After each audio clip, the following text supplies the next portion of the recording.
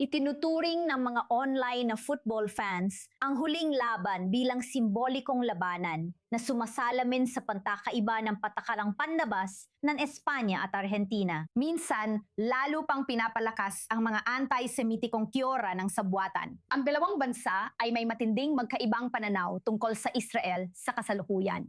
Ang mga pangunahing manlalaro tulad ni Lionel Messi ay tumatanggap ng malaking online na atensyon, pati na ang kanyang dating ugnayan sa Israel. Kasama na ang litrato na nakikita ninyo sa inyong screen. Naging balita si Lamine Yamal ng Espanya matapos iwagayway ang bandila ng Palestina matapos ang isang mahalagang panalo. Kaya ano ang kinalaman nito lahat sa esports o sa pagmamahal sa football?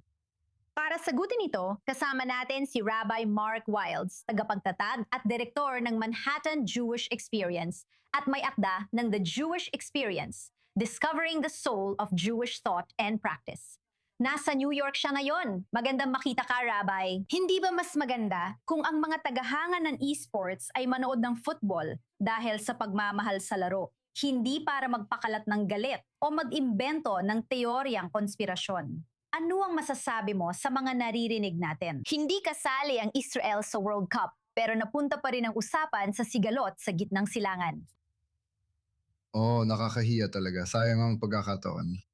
Ang Olympics at ang atletismo sa pangkalahatan. Ang sports ay isang malaking pagkakataon para sa mga tao na kung tutuusin ay maaring magkaaway, na magkasama at kumilos. Na maaring maglaro ng magkakasama at makita ang pagkatao ng isa't isa. Pero ito talaga ang sinusubukan gawin ng mga laban sa Israel sa kasamaang palad. Ito, sa kasamaang palad, ang sinusubukan gawin ni Punong Ministro Sanchez ng Espanya upang gamitin ang sports at gamitin ang isang bagay na sana'y naging magandang pagkakataon para sa kapayapaan, para sa mapayapang pagsasama-sama, para sa pagkakaunawaan. Kahit ilang minuto lang sa loob ng field. Upang maipakita na ang Israel ay hindi kabilang-bilang miyembrong bansa sa hanay ng mga sibilisadong bansa sa mundo.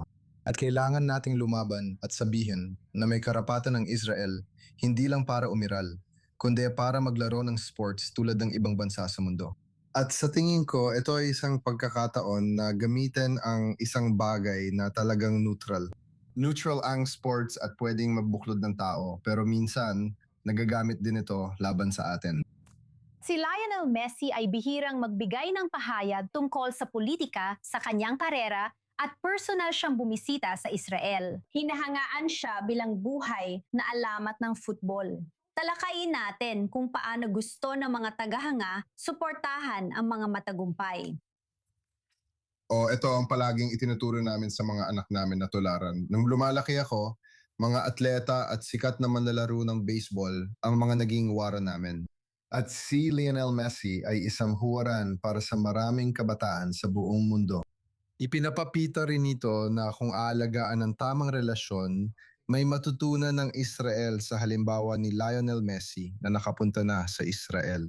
Makikita mo siya sa larawang ipinapakita mo habang nagdarasal siya sa pader ng Kotel Hamaaravi. Dahil naglaan tayo ng oras para imbitahan at alagaan ang relasyon sa kanya.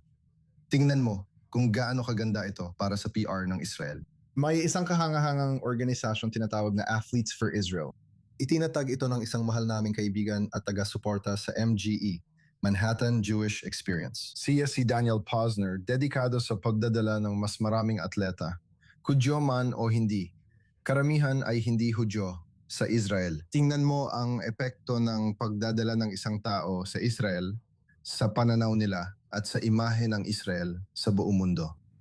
Mahalaga ito dahil sabi mo, ang sports ay tungkol sa sportsmanship at malusog na kompetisyon.